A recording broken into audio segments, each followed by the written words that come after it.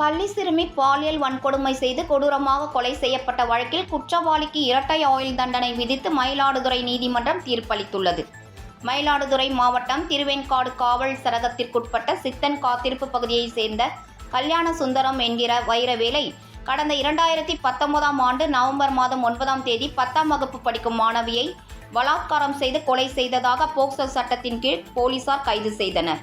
இந்த வழக்கை விசாரித்த மயிலாடுதுறை மாவட்ட அமர்வு நீதிமன்ற நீதிபதி விஜயகுமாரி குற்றவாளி கல்யாண சுந்தரத்திற்கு இரட்டை ஆயுள் தண்டனையும் 4000 ரூபாய் அபராதமும் விதித்து பரபரப்பு தீர்ப்பு வழங்கினார்.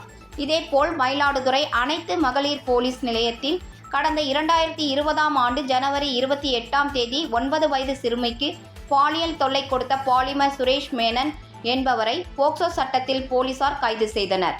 இந்த வழக்கை விசாரித்த மாவட்ட அமர்வு நீதிமன்ற நீதிபதி விஜயகுமாரி குற்றவாளிக்கு பாலிமர் சுரேஷ் மேனன் 10 ஆண்டுகள் சிறை தண்டனை விதித்து தீர்ப்பளித்தார்.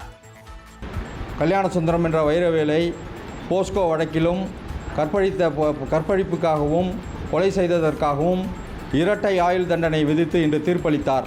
இது சரித்திரம் முக்கியத்துவம் வாய்ந்த வழக்காகும்.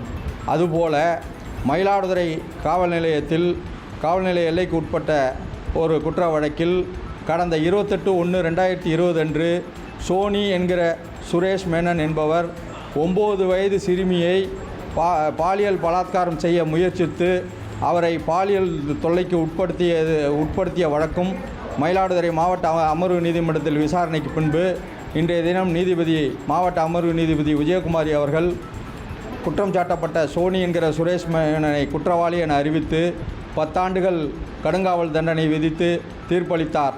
இதுதான் மயிலாடுதுறை மாவட்ட அமர்வு நீதிமன்றத்தால் போஸ்கோ வழக்கில் ஏற்பட்ட முக்கிய தீர்ப்பாகும்.